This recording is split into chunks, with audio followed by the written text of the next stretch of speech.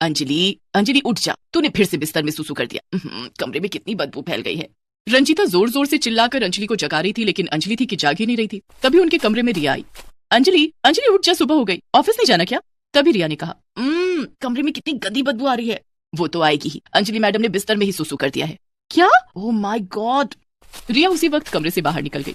थोड़ी देर के बाद जब अंजलि सोकर उठी, नींद खुल गई, अब जाके चादर और कपड़े धो।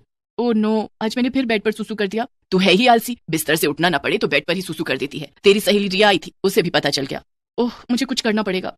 तभी अंजलि की नजर बेड के बगल में रखे सैनिटरी पैड पर पड़ी। मिल गया इलाज। अब मैं डायपर पहना करूंगी, जब सुसु लगेगी तब बार बार बाथरूम नहीं जाना पड़ेगा।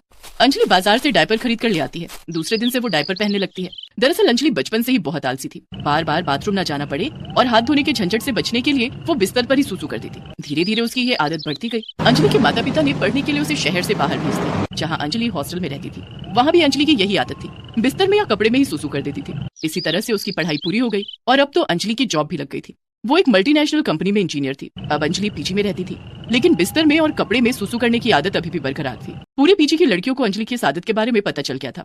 इन सब से बचने के लिए अंजलि ने डायपर पहनना शुरू कर दिया। इसी तरह से दिन गुजरने लगे। अंजलि की उसके ऑफिस में काम करने वाले राहुल नाम के लड़के से दोस्ती हो गई।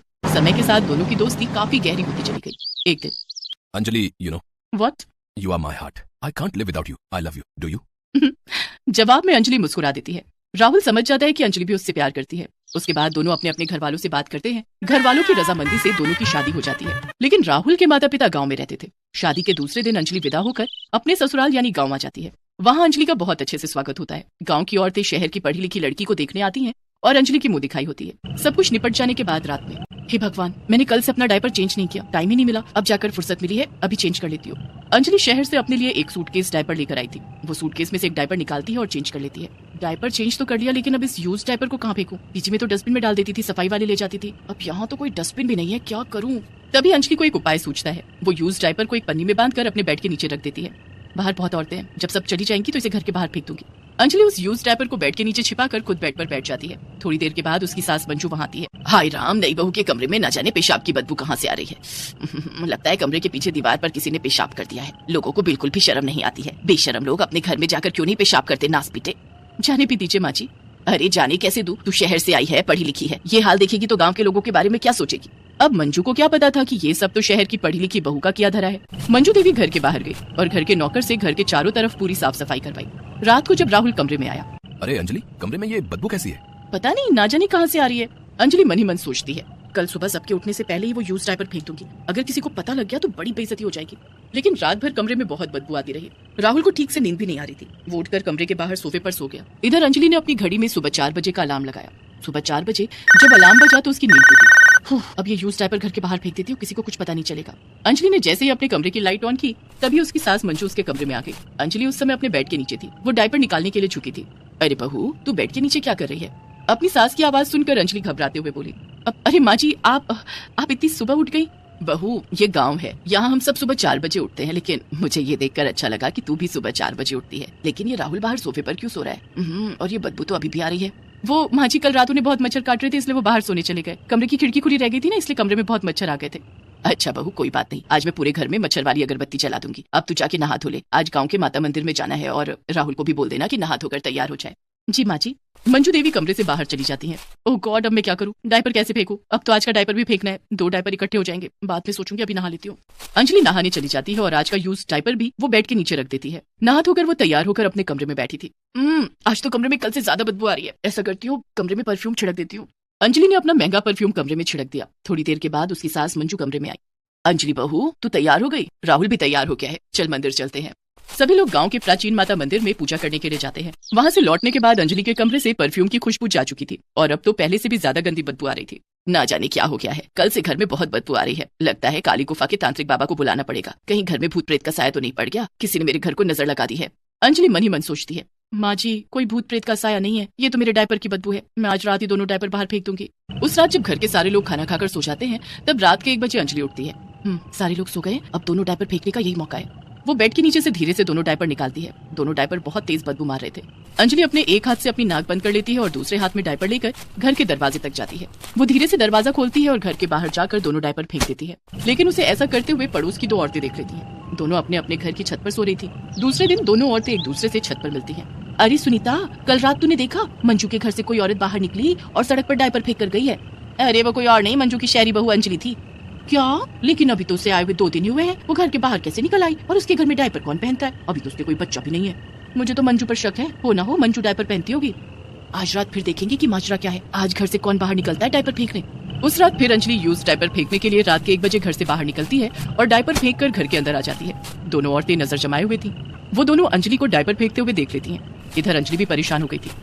उफ, इस डायपर के चक्कर में तो नींद ही पूरी नहीं हो रही है। 1 बजे रात तक जागना पड़ता है और सुबह 4 बजे माँ जी जगा देती है। जिस आलस के कारण मैंने डायपर पहनना शुरू किया था, वही आलस अब उसे फेंकने के लिए छोड़ना पड़ रहा है। अंजलि अपने कमरे में आकर सो जाती है। दूसरे दिन उसके घर सुनीता और कृष्णा आती हैं। अरे आओ आओ सुनीता और कृष्णा बहन। नहीं, हम घर के अंदर नहीं आएंगे। हम तो बस ये कहने आए थे कि बहू के आते ही तुम इतनी आलसी हो गई कि अब सुसु पॉटी भी डायपर में करने लगी। ये क्या कह रही हो तुम दोनों? डायपर में सुसु पॉटी? तुम दोनों का दिमाग खराब हो गया है क्या? तुम क्या सोच रही हो मंजू कि हमें कुछ पता नहीं चलेगा? रात के 1 बजे नई बहू से सड़क पर डायपर फिकवाती, तुम्हें शर्म नहीं आती? कृष्णा की बात सुनकर मंजू रोने लगती है। अरे मैं तो सुबह 4 बजे उठकर फ्रेश हो जाती हूँ, भला मुझे डायपर पहनने की क्या जरूरत? अपनी सास को इस तरह लोगों के सामने जलील होते हुए और रोते हुए देखकर अंजलि को बहुत बुरा लगता है। वो दोनों औरतों के पास जाती है और कहती है, कृष्णा चाची, सुनीता चाची, इसमें माँ जी की कोई गलती नहीं है। दरअसल वो डायपर मैं पहनती हूँ।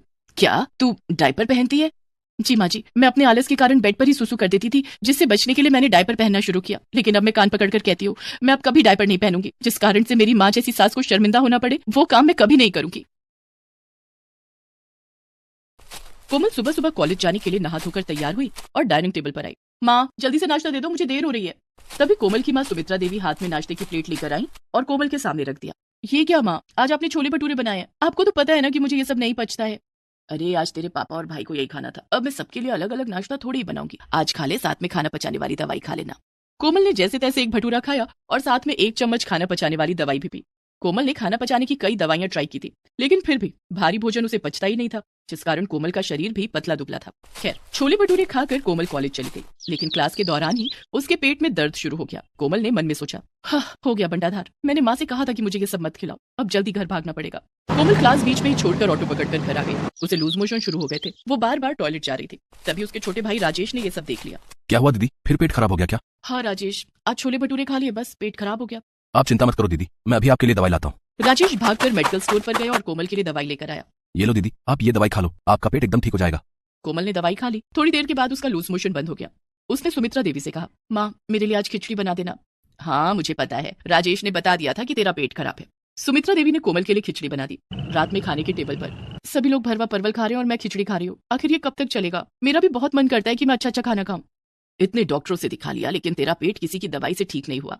चिंता मत करो सुमित्रा, मैंने एक आयुर्वेदिक डॉक्टर से अपॉइंटमेंट लिया है। हम कोमल को कल वहाँ लेकर चलेंगे। बहुत नाम सुना है उस डॉक्टर का, मुझे यकीन है कि इस बार कोमल का पेट जरूर ठीक हो जाएगा। दूसरे दिन सभी लोग कोमल को लेकर डॉक्टर के पास जाते हैं। डॉक्टर ने कोमल को कुछ पीने के लिए दवाइयां दी। कोमल मन ही मन में सोचती है, बाप रे इतनी दवाइयां, मैं तो भूल ही जाऊंगी कि कौन सी कब पीनी है। खैर सभी लोग घर आ गए। सबसे पहले कोमल ने एक चार्ट बनाया कि कौन सी दवाई कब पीनी है। उसके बाद उसने दवाई पीनी शुरू की।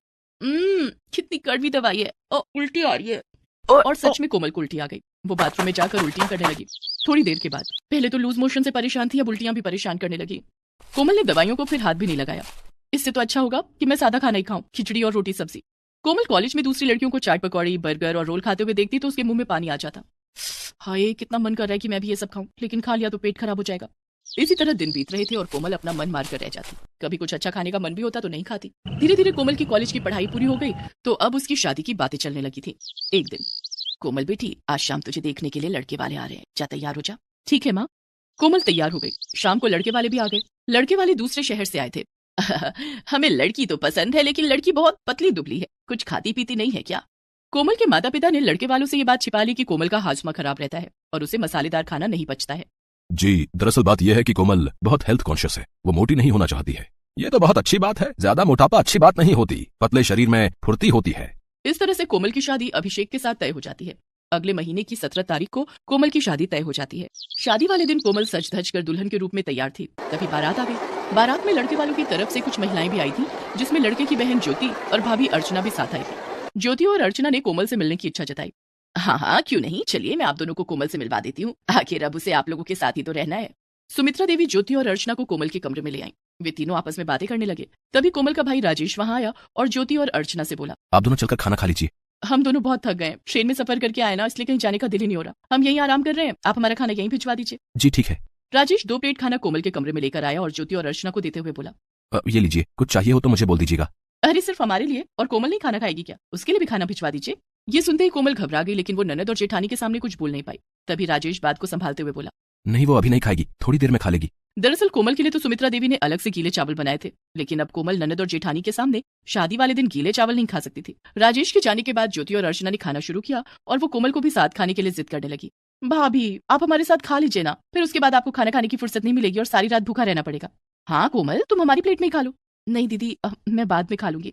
अरे बाद में कब खाओगी? एक बार जयमाला शुरू हो गई ना तो उसके बाद खाना नहीं खा सकोगी। अर्चना और ज्योति जिद करके कोमल को खाना खिलाने लगी। मजबूर होकर कोमल को उनके साथ खाना पड़ा। खाना खा तो रही हूँ, लेकिन उसके बाद क्या होगा ये मुझे पता है। कल तो ट्रेन में सफर करना है, लूज मोशन की दवाई पहले से अपने साथ रखनी पड़ेगी। कोमल मन ही मन सोचती है कि लूज मोशन की दवाई वो अपने पर्स में रख लेगी, लेकिन उसके बाद जयमाला शुरू हो जाती है और थोड़ी देर के बाद शादी की रस्में शुरू हो जाती है। कोमल लूज मोशन की दवाई अपने पर्स में रखना भूल जाती है। शादी खत्म होते होते सुबह के 4 बज जाते हैं और 8 बजे विदाई हो जाती है। कोमल को उसी दिन सुबह 10 बजे की ट्रेन से ससुराल आना था। खैर विदाई हो जाती है और कोमल ससुराल आने के लिए ट्रेन में बैठ जाती है। विदाई के समय से कोमल का जो रोना शुरू हुआ था, उसे ट्रेन में अभिषेक चुप कराने की कोशिश करने लगता है।